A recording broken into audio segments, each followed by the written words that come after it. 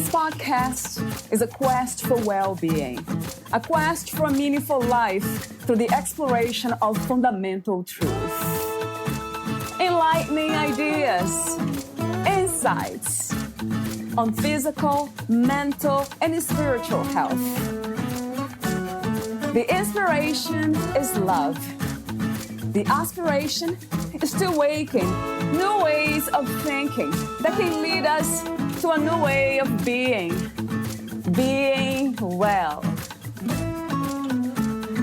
Welcome to Body, Mind, and Soul Healing Conversations.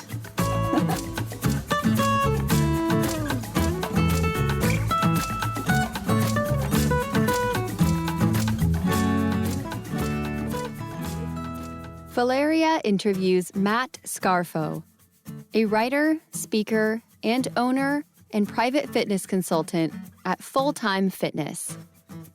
Matt says that if he had to choose a single thing to share with the world, it would be empathy. This word is so appropriate for so many reasons, he states.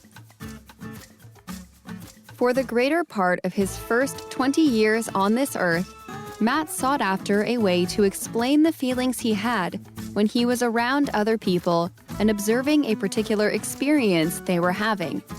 Deep, visceral feelings.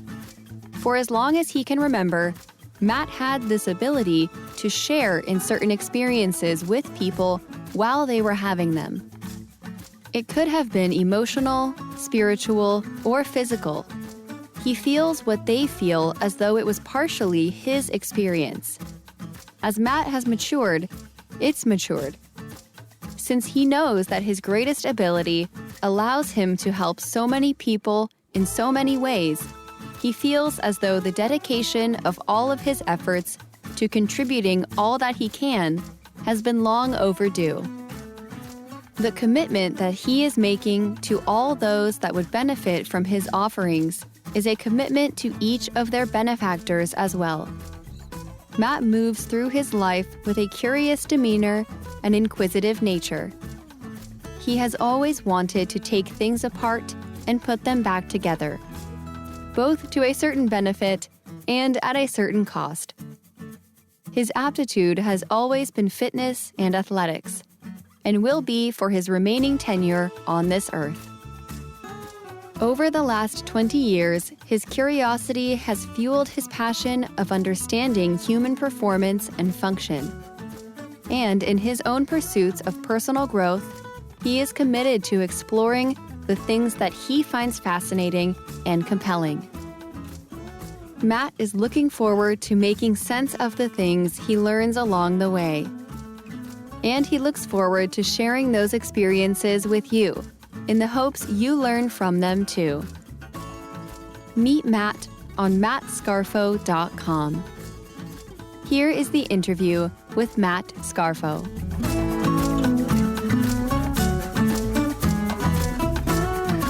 So, hi again, Matt Scarfo. This is the second time we talk. It has been a long time. I'll ask you the first question, as I always do, but in a different way. Who is Matt Scarfo today? Have you changed in any way? That's such a great question. I have, and I probably have changed in ways that I'm not able really to recognize at this moment. I feel like a lot of the changes that we make are often better defined in hindsight. So in the last 6 to 9 months, since the shutdown and since COVID has ravaged our society and ravaged our behaviors and our sense of normalcy, I've certainly changed. I've become more patient. I've become more understanding and more empathetic, and realized that my blessings are too numerous to count. And because of that, I am looking for ways and have looked for ways to really lend a helping hand out to the people in my community or the people that are within my reach, to be able to help them cope with the challenges and the issues that they're facing as a result of all of these things that we've all had to get used to over the last few months. Yes, and speaking of that, do you have a vision for a new reality, a better world after 2020? I do. Back in March, I had to close my business down in New Jersey, and I wasn't able to open it up for many months. And then at the end of August, I had to walk away from it for good. So I had to begin to envision a new life ahead of me anyway, with regard to my personal goals and ambitions, as well as my familial goals and ambitions. So I think that many things are going to change, and I think that many things are going to stay the same, oddly, in the sense that, we just have to magnify the things that we love about ourselves and all of the positive traits and characteristics that we've got that do benefit other people. And at the same time, look for new ways to reach out and offer assistance to the people that need help or might even be too proud to ask for help. So certainly. I love the way you talk about empathy. So the article you sent to me, the opening of that article, it says, if I had to choose a single thing to share with the world, it would be empathy. What were the biggest lessons that you have learned in 2020? The biggest lessons I've learned in 2020, I think that the single biggest lesson that I've learned in 2020 is that it's hard to depend on people when they themselves need to depend on people for the things that they need. And that's not, with any disrespect or malice. It's just that some people, I recently flew back and forth to Louisiana, and on the plane, they say that when the oxygen mask comes down from the ceiling, God forbid you should need it, to please put your mask on first and then assist the person or the child next to you, because you're no good unless you're okay. So I think it's very much the same, that if we're not focusing on ourselves and making sure that we've got at least what we need in order to tread water, that in no way are we going to be able to help other people swim. And from, I guess, the consumer side of that, or the recipient side of that, it's when we are grasping for straws, or we're looking for help, or we know that we need assistance, or we need a shoulder to lean on, we need to make sure that the people that we look to can in fact help us. Otherwise, you end up drowning the both of you. So it's important, one, to make sure that we can swim, and that we've got enough of our own fortitude and our own strength and spirituality really to rely on ourselves, at least for the core component of just our basic needs, before we can start to look elsewhere, because otherwise you just end up being a burden on a lot of people, and that causes a problem for a lot of people. So we really need to make sure that we can depend on ourselves, at least for a little bit, before we can depend on others for a lot. Do you practice unconditional self-love? And if you do, how? I don't, and I'm a little embarrassed to say that. I think that I'm moving in a direction where my self-love is becoming more and more unconditional, but I think that's part of the human condition, is the ego gets in the way of a lot of things, and if we can let go of that ego and just be, then I think that that's probably a grand indicator of self-love, that we don't hold any grudges against ourselves, that we don't harbor any guilt from things that we've done or from things that we would have done different. So no, but I'm certainly a better practitioner of self-love than I was yesterday. And I hope that tomorrow I'm better at it than I was today. What is your idea and understanding of spirituality? I think that it really stems from a belief or an understanding that we're not just another animal on this planet that's just subject to biological function, and it starts the moment we're born and it ends the moment our body dies. I don't think that that's the case at all. I think that spirituality really starts with an understanding, or at least a yearning to understand, that we were alive before we were born and will continue to be alive long after we're dead. So spirituality is the belief and the understanding that there's more to it than just this biological body, that this is really just a vehicle, or at least a temporary vehicle for us. I mean, who knows what happens after we leave this body? Do we find another one? Do we carry on in the ether?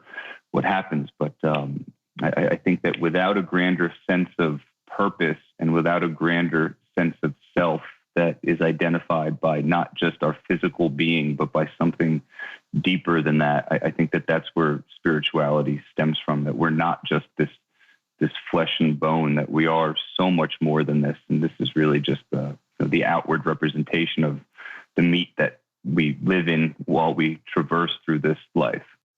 Is this a belief or a knowing? I think that faith is not needing to know for sure.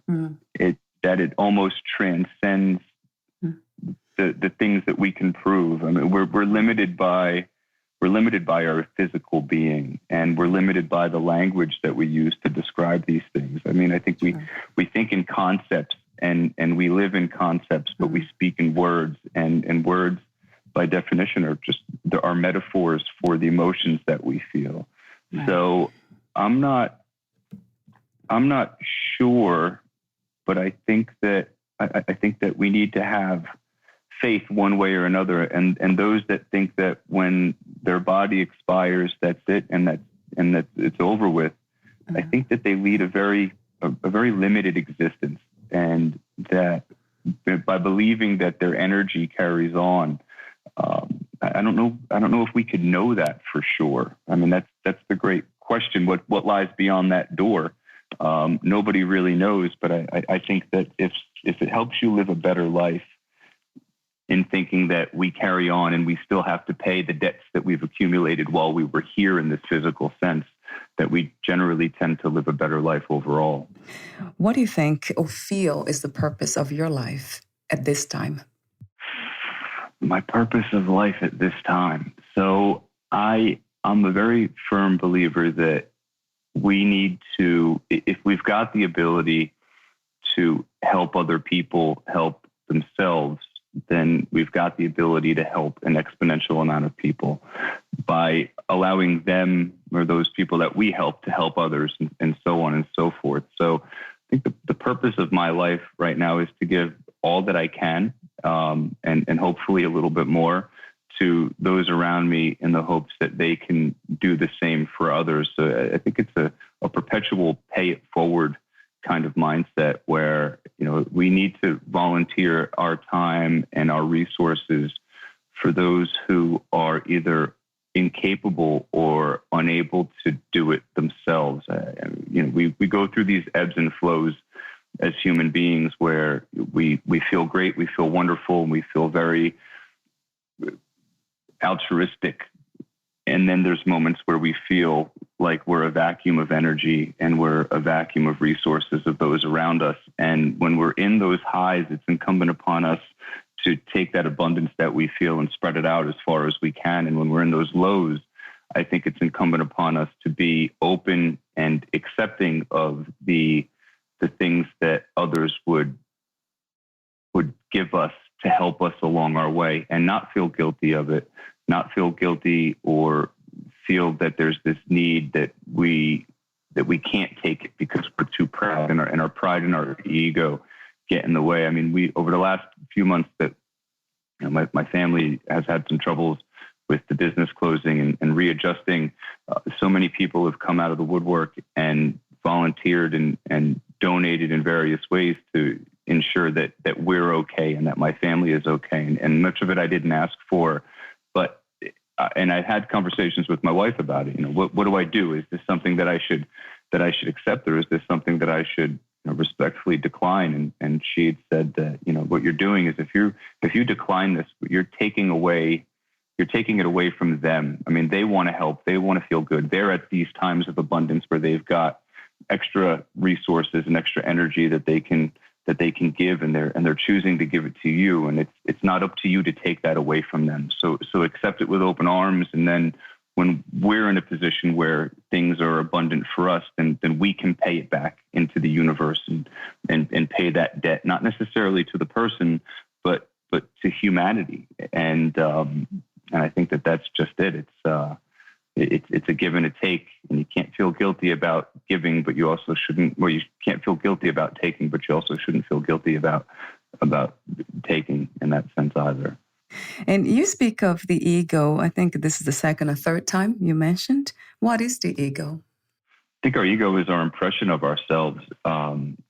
And I think in a lot of ways, it's the proud impression of ourselves. We don't want to let go of this sense of self, or this definition we have of ourself and our purpose for being here. So our ego is basically a reflection of who we think we are, or who we think we need to be. And it's often shrouded in a often impenetrable shield of pride that is to our detriment in some cases. If you're too proud to accept help, there's this old story that my mother used to tell me, and I'll paraphrase it, but there was this man was living in a home, and it was raining for days, and his house started to flood, and the water begins to come up into the first floor, and it's knee deep on the first floor, and there's a rescue boat that comes and says, "Come on, let's go. We're going to take you out of here." And the guy says, "No, I'm not worried about it. God's going to come and save me. I'll be fine here." And so they say, "Okay," and they leave. And a few days later, the water's gotten up to the second floor. The man's on the second floor now, and a boat comes again. And they say, "Come on, let's help you. Let's get you out of here." And he says, "No, my safety is coming. I'm not worried about it. Thank you so much for your help. I'll worry about it when the Lord saves me." And a few days later, now the man's standing on the roof. Helicopter comes and says, "Come on, we don't really have many more opportunities to help you." And he says, "Nope, my Lord and Savior is coming. Don't stress it. I'll be okay." And so they leave. And one last time, now we're standing on the top of the chimney, and the rain is still coming. The winds are still blowing. And they come and they say, "Sir, this is going to really be the last opportunity for us to save you.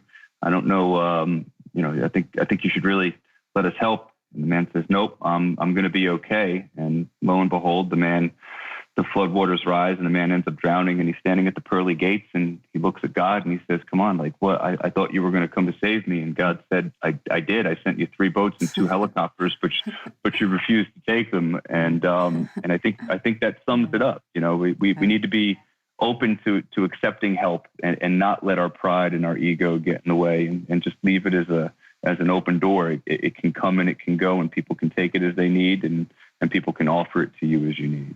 The article you sent me, you talk about God, and then you also mentioned the universe. Almost like they're the same. But I'm wondering if you could answer a question for me about this idea of a personal God. Let's say this entity that sits like the story, your mother's story, that's out there and it's waiting for you after you die and all that. Why do you think so many of us believe in such an idea and concept? I think that it's in the hopes that our existence isn't so finite. And what I like to say when I speak of God, I certainly capitalize it. I was born and raised a Roman Catholic, but I think that as I've matured and as I've grown up, my belief system and my understanding has allowed me to use capital G God and capital U universe interchangeably. They both mean the same thing to me. And I think that they really do both mean the same thing overall, though when we put a face to something or a figure to something that reminds us of a human, it makes it a little bit more relatable. And I think that perhaps that was the intention of creating this mystical figure that sits above the clouds and has a beard and, looks like a man, because, we were created in his image. Well, technically we were created in their image, as it's stated in the book. But I think it's very much the same thing. And I certainly don't mean any disrespect to those who believe one way or the other. If I were to define God or the universe, I would say that it is the cause of our conscience. When our inner voice speaks to us and talks to us about right or wrong, is that a message from the universe, or is that the voice of God? And I think that it's either or both. So I certainly think that there's room in my faith to account for that. And I think that if we look at it in that sense, they do very much both mean the same thing. Do you connect empathy to compassion and also love? I do. I do. And I think that pure empathy is a true expression of compassion and love.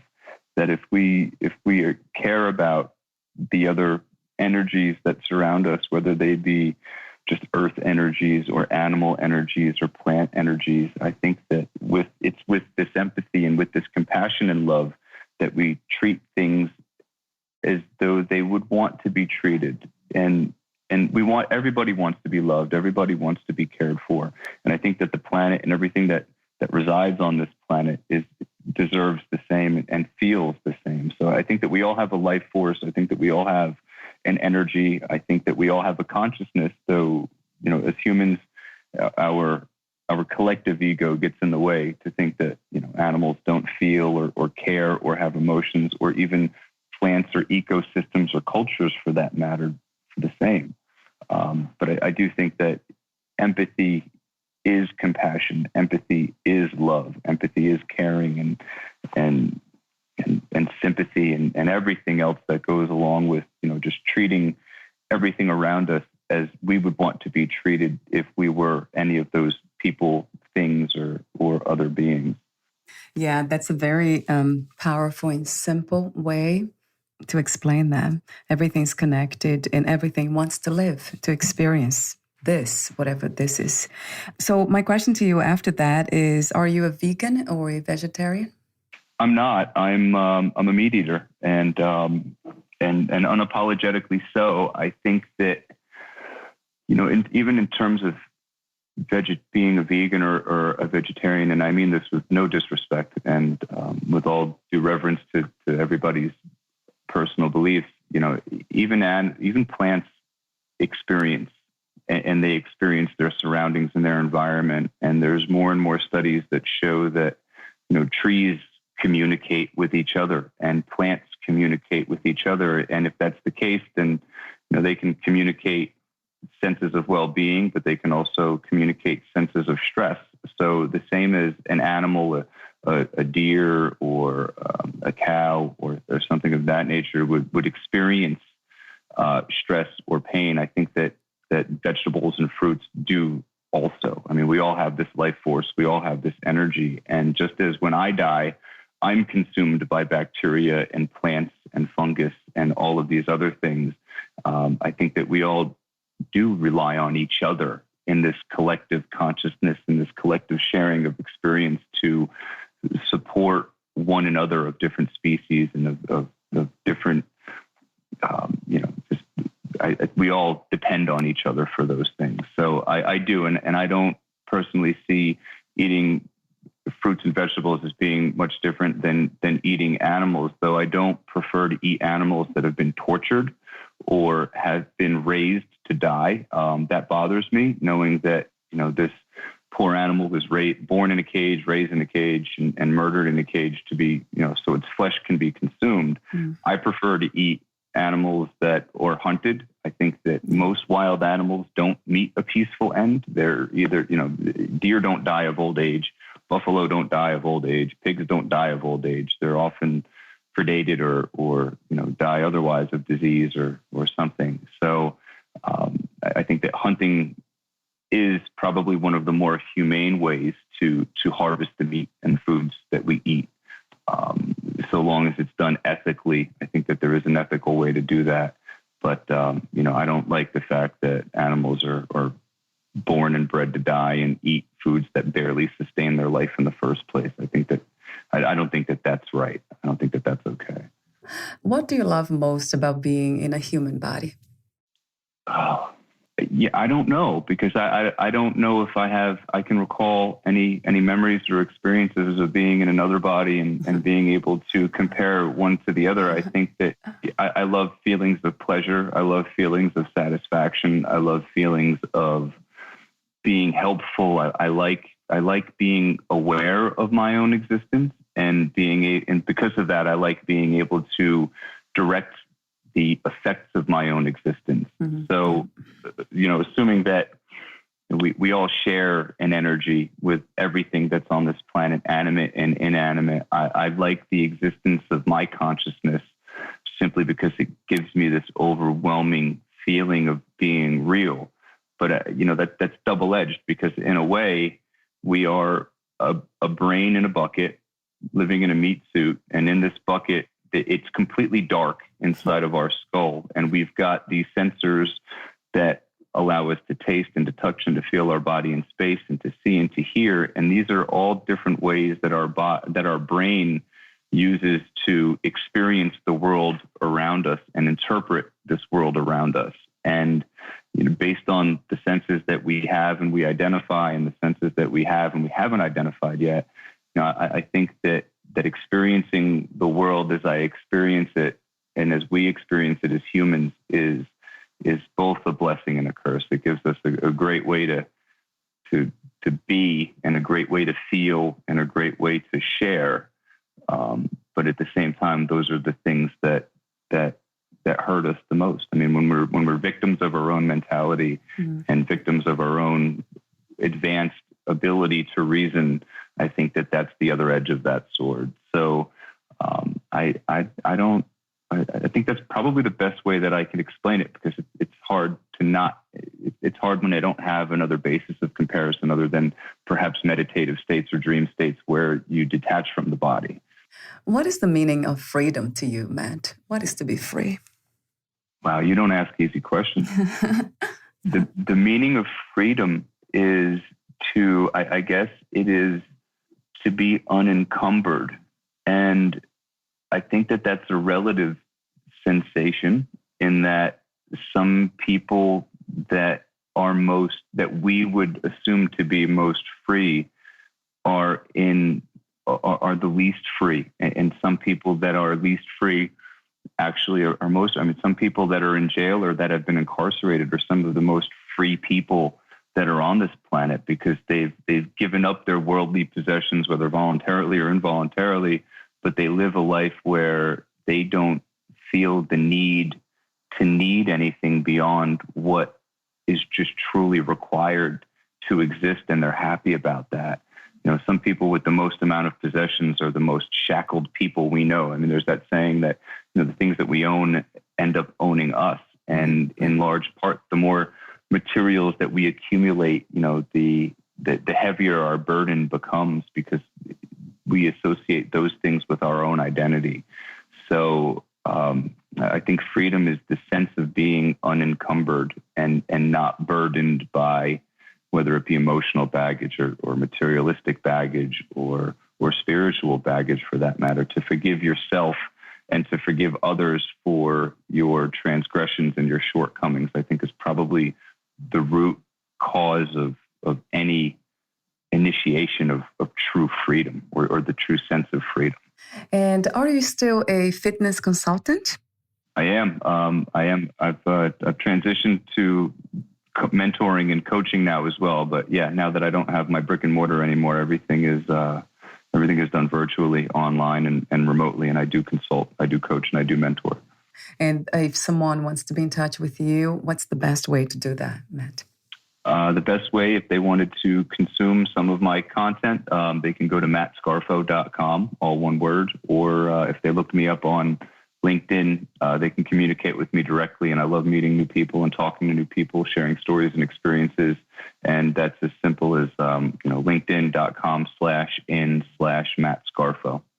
The article you sent to me, it caught my attention because how interesting and powerful it is. But I have a question for you. So you wrote, the universe opens its infinite possibilities only to those who prove themselves worthy, the recklessly committed. So my question is, how did you come to this understanding yourself? So back at the end of May, I decided out of anger, out of frustration, out of angst, and also out of support of my community, my friends and my colleagues who were business owners and entrepreneurs. My business was shut down still at the end of May, and I decided that I was going to run from my home in North New Jersey to Washington, D.C. And this run was roughly 411 kilometers. It took me just over 9 days to do. And it was well beyond what I thought I would be able to accomplish unless I reached some new level. And it was a personal odyssey in a way, and it was a representation, a metaphor for the struggle and the angst that me and my peer group and my support network were experiencing. So about 4 days in, I started to just grind to a halt. My body was protesting. I had broken bones in my feet. I had stress fractures. My feet were bruised. I was pretty damaged physically overall. And my mind started to turn on me as well. The voices in our head that were normally supportive and consoling eventually began to scrape the bottom of the barrel and say things that only a bad energy, or I'll use the word demon here, would know and even think to bring up to cause me to stop.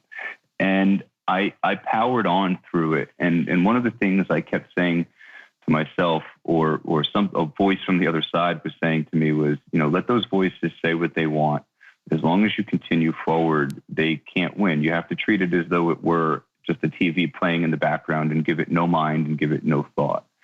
And what would have normally caused me to stop many miles prior, broken bones and stress fractures and torn muscles and things like that, what I realized was that all of these things that came up that would cause me to stop or accumulate to cause me to stop were simply tests. And the more I powered through them, I would beat these bosses for each of these levels, if you will, use a video game metaphor. And when I got to the final boss, which were these terrible thoughts and feelings that I was having, and I was able to power through, there was a point that I became convinced that this was simply the universe or God seeing if I was worthy of what it is that I was seeking. And the way I liken it is, the universe or God, they get 1 million prayers a day, 1 million requests a day. Please let this light stay green. Please let me be early for work. Please don't let so-and-so be there. And they can't answer all of those. There's just not enough time or energy to do that. So I think that the universe really saves its true treasures for those that it knows are fully committed. And when I was fully committed, I was going to finish the last 100 miles of this on crutches if I needed to. I was going to crawl there if I had to. And I think that once the universe had seen that my requests and my prayers were substantiated by the effort that I was putting in, it eventually said, you know what? I'm either going to have to kill this guy or let him go. And he's proven himself that he's so recklessly committed to this goal that I need to get out of the way. He deserves what it is that he's wished for. And that next day, long story short, that day that I was about to give up, I had only run about 12 miles that day. The following day, that night I had done some meditative work. I had done some praying. I had done some breath work. And I woke up that next morning, and wouldn't you know it, I wouldn't have believed it if it didn't happen to me. The bruises in my feet had disappeared. The swelling in my knee had gone. And I feel like I had achieved a different ascension of consciousness, in a sense where the universe let me pick my reality at that point. And it opened up its gates to me and said, choose what you will. I'll give it to you. You've proven yourself. And it did. And that next day, I'd run from a town called Bird in Hand, Pennsylvania, to York, Pennsylvania, about 38 miles away. I would have never been able to do that if I took all of my injuries and issues at face value. But I feel like I was accepted into this quantum realm of, you get to pick your reality at this point. And that's what I think it means. I think it means that, you could say all these prayers, but if you're not saying them with a full heart and you're not saying it with all of your mind, all of your body, and all of your soul, you're not making these requests and showing that you're worthy of it and that you're willing to prove yourself regardless of the cost. I think that rock bottom is a whole lot lower than most people think. And, but there is certainly a bottom. It's not an infinite depth. And once you've given up 1,000 times in your head, but your spirit doesn't let you stop, I think that that's when we're granted all of our wishes. And that for me was the prime example of it, that, to make it, to minimize it, don't give up, keep going at all costs, so on and so forth. But when you're really faced with this, I was crying my eyes out. I was bawling hysterically on the side of a road in Pennsylvania for hours on end. But I wouldn't let my feet stop moving. And I think that's when, the power that is looked at me and said, you know what, he's earned it. Let's give it to him. But it was only because I was recklessly committed and I ignored all of the negatives that were staring me in the face and all of the things that would otherwise have made any rational person stop. I think that the energy saw that I wasn't going to do that. So it let me through. Would you call that a miracle? You mentioned in the article too about miracles. Yeah, I would, because I think that God and the universe don't do favors. Yeah, right. They're not going to let you accumulate a debt and that you can pay back later. The universe wants you to pay it up front. And when you pay it up front, I think these miracles, these things that we can't believe could happen, do happen. And whether that's a spontaneous remission from a disease, or whether it is an event that couldn't have otherwise taken place unless something behind the scenes was pulling the strings. The universe isn't going to give you that and then let you pay it off over time. The universe wants you to pay that up front. And then once that last penny has been spent and your debt has been prepaid, I think that's when it decides that it's going to give it to you. And that's when the miracles happen. Absolutely. I have a question for you about thoughts. Yeah, you mentioned those thoughts in your head, listening to them and then choosing not to listen to them. What are thoughts to you? Do you think that we are being thought in a way, all of us? So I want to make sure I understand your question. Are you asking in a way, could we be a simulation or something to that effect? Not really, but the idea of thoughts, it's such a mystery to me and so many people I talk to. And I'm wondering if thoughts are thinking us and not the other way around. We're not really thinking them. They're just coming to us and telling us what to do and how to do it. I don't know, because I think that, for example, our impression of the world around us is biased. Not just by our previous experiences, but by our ability to measure our environment. And in the sense that sound and color don't exist, they're simply just oscillations or wavelengths that, when we think about visible light, we see 1/1,000,000th of a millionth of a percent of the electromagnetic spectrum. We see a very small piece of what's really out there. So if we're locked inside of that tiny, tiny little box, there's an enormous world universe out there that we don't experience on a normal basis. And maybe those are the things that we experience when we dream. Maybe we're dreaming right now, and when we sleep is when we're truly alive. We don't know those things. So I don't know if, I think that we are thoughts of ourselves, and that's really all we are. But I don't know if we're just, the screensaver on some alien computer somewhere, and our perception of time is just extremely protracted, or if those thoughts in our head are actually our own. But I like to think of it like this. If I can read, if I look at a page and I read in my head, I can hear those words. And I can hear those words without the sound vibrating the airwaves, and making it to my eardrums. And that sound is real. I can hear my own voice in my head, and I can speak in my own voice in my head. So I think that in some way might be representative of our true self, of our spirit. And that when we do move on from this existence, I think that that's part of where we go. I think that that's part of who we really are, and that this body is really just an impression that we have of ourselves, and it changes on any given day. I mean, I know when I look in the mirror on some mornings, I feel like I look great. And when I look in the mirror on other mornings, I feel like I look terrible. But to the people around me, they see the same me. Right. So, I don't know. I don't know how much of that we make up and how much of that is real. But I think that we need certainty as human beings, and we look for that. And it's really hard for us to be convinced of the things that we're convinced of otherwise. Okay. So I'm not sure. I don't know. I just don't know. The end of your article, it's very interesting too. You say, deep down, we fear failure.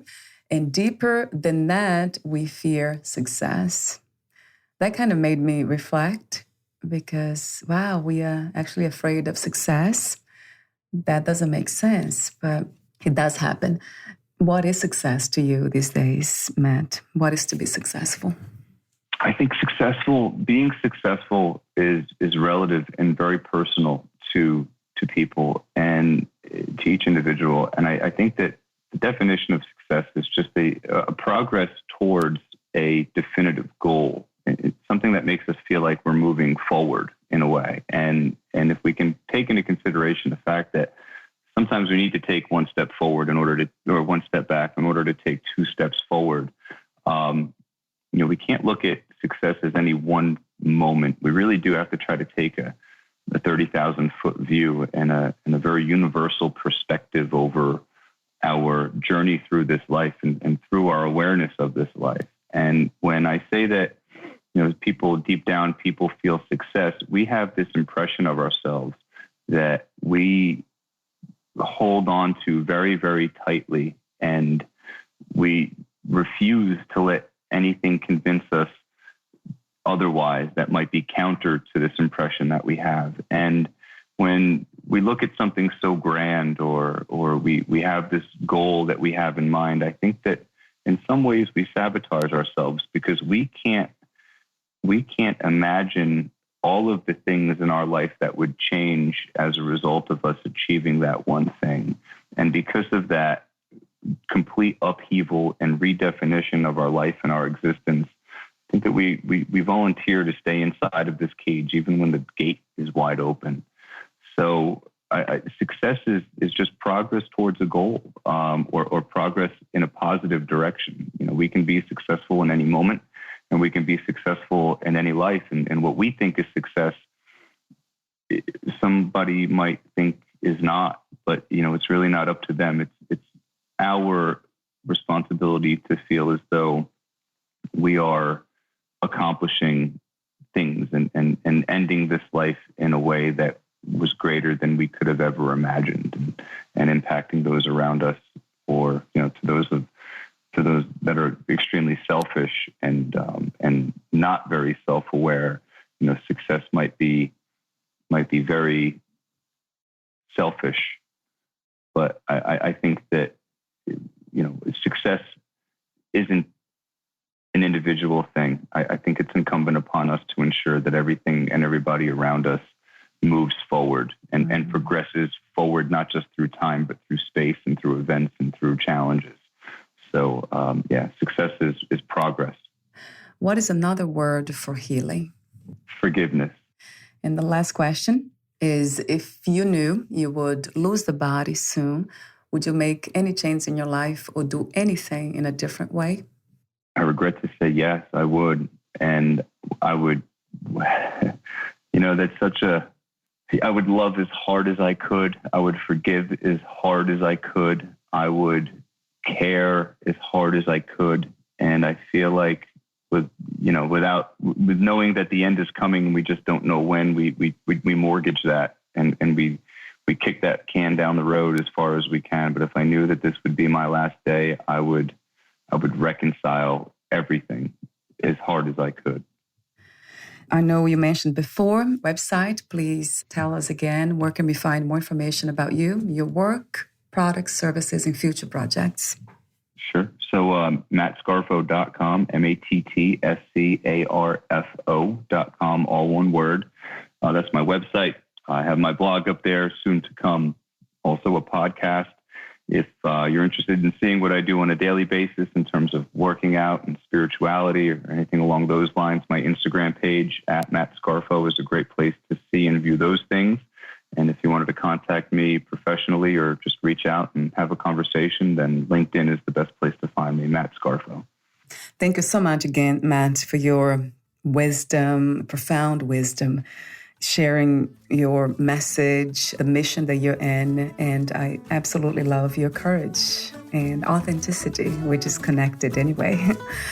Thank you. Thank you so much. Thank you very much. Thanks for letting me share it with you and your audience. We'll talk soon. Bye for now, Matt. Thank you for listening. To learn more about Matt Scarfo and his work, please visit mattscarfo.com.